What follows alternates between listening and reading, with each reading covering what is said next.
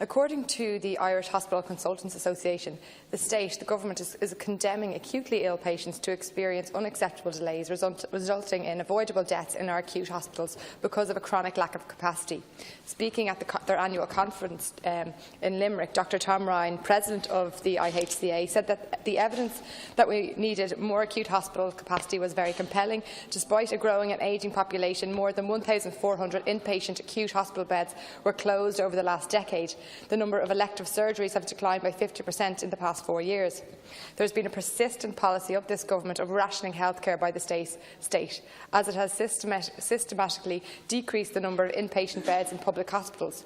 Governments have failed to address this in successive budgets and health capital plans, which is the root cause of waiting lists and the treatment of patients in trolleys. I have raised issues before in relation to delays that we hear anecdotally of patients not receiving chemotherapy on time, the rationing of imaging scans in relation to cancer treatment. Recently, the government promised 1,500 more nurses.